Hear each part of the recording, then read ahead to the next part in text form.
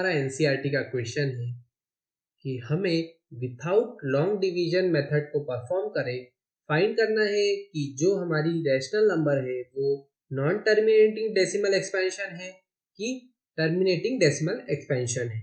तो दो एग्जांपल ले हैं।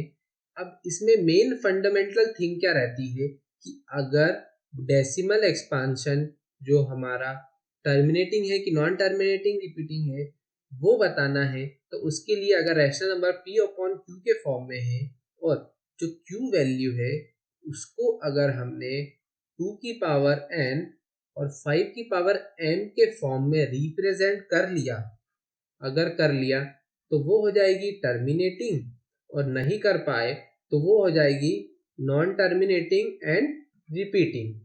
तो ये दोनों चीजें हमें देखनी है। तो पहला वाला अगर पार्ट देखें वो है 64 अपॉन 455। अब हमें न्यूमरेटर से कोई काम नहीं है, हमें डिनोमिनेटर से काम है। तो न्यूमरेटर को हम एज इट इज रख देंगे, डिनोमिनेटर को हम एक्सपांड करेंगे। तो 455 को अगर हम एक्सपांड करते हैं और मेनली उसको 2 और 5 के मल्टीपल फॉर्म में लिखते हैं तो कैसे आएंगे वो आ जाएगा 5 इंटू 7 इंटू 13। अब हमने देखा कि यहाँ पे 5 की टर्म तो आ रही है और उसकी पावर 1 है, पर 7 और 13 भी हमारे साथ आ रहे हैं। तो इसमें हम कंक्लूड कर सकते हैं कि here q is not in form of 2 power n 5 power m। तो ये जो वैल्यू है अगर इसकी डेसिमल एक्सपांशन को निकालेंगे तो वो हो जाएगी नॉन टर्मिनेटिंग रिपीटिंग।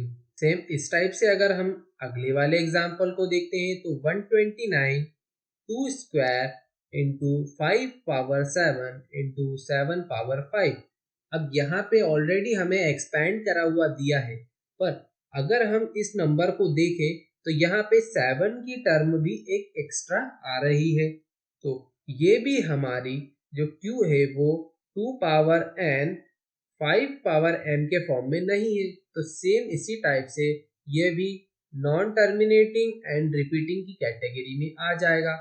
अगर हमारे पास ऐसा लिखा होता कि 129 2 पावर 2 इंटू 5 पावर 7, सिर्फ डिनोमिनेटर में यही दो टर्म रहती, तब हम उस नंबर को बोल सकते थे कि इसकी डेसिमल एक्सपेंशन टर्मिनेटिंग होगी। तो अगला क्वेश्चन क्या बोल रहा है कि हमें दो नंबर्स दिए हुए 96 और 404। तो हमें पहले उसका HCF निकालना है प्राइम फैक्टराइजेशन मेथड से, फिर उसके बाद हमें उसका LCM निकालना है। तो सबसे पहले हम HCF को कैलकुलेट करते हैं।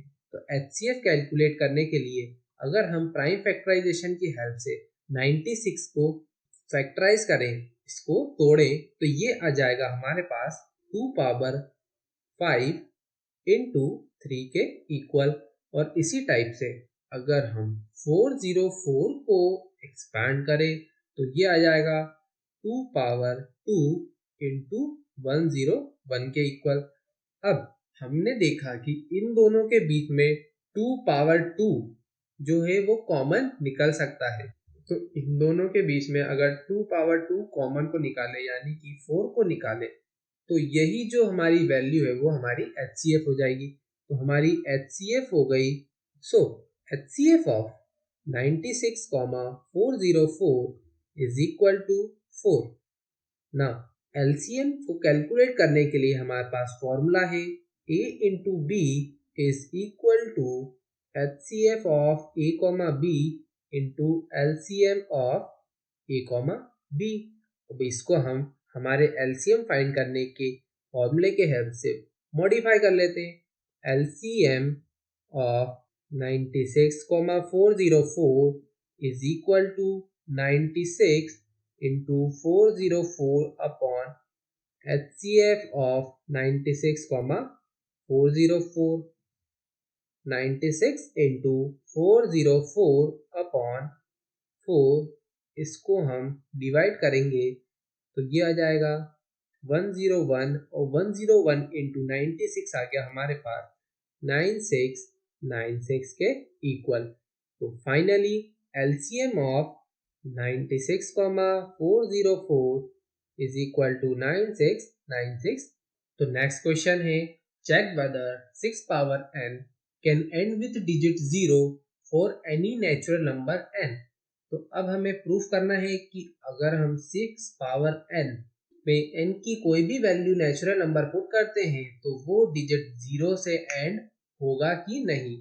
तो अगर 6 पावर n 0 से एंड होगा तो उसका जो प्राइम नंबर होगा वो मिनिमम 5 तो होना ही चाहिए, या फिर 10, उसके आगे तो ठीक है पर 5 तो होना ही चाहिए उसके प्राइम नंबर में. और नेचुरल नंबर स्टार्ट होते हैं हमारे 1 2 3 इस टाइप से. अगर n इक्वल टू 1 भी पुट करेंगे, पुट n इक्वल टू 1 तो 6 पावर 1 यानी कि 6 वैल्यू हो गई. अब हम देखते हैं कि 6 के प्राइम नंबर क्या क्या है. तो 6 के प्राइम नंबर एक तो 2 है और एक 3 है. तो अगर हम 2 और 3 को देखें और 5 को देखें तो यहाँ पे कोई भी मैच नहीं हो रहा है. तो इसकी हेल्प से हम बोल सकते हैं कि जो हमारा 6 पावर n है वो कभी भी डिजिट 0 से एंड नहीं होगा. Since 5 is not a prime factor of 6, therefore 6 power n is not end with 0. Next question बोलता है, an army contingent of 616 member is to march behind an army band of 32 members in a parade. The two groups are to march in the same number of column. What is the maximum number of column in which they can march? तो total हमारे पास 616 member हैं और एक band में 32 members ही allowed है.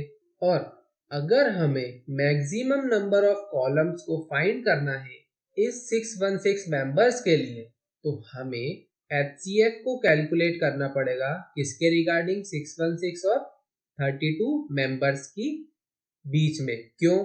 क्योंकि 32 members का band है और टोटल हमारे पास 616 है.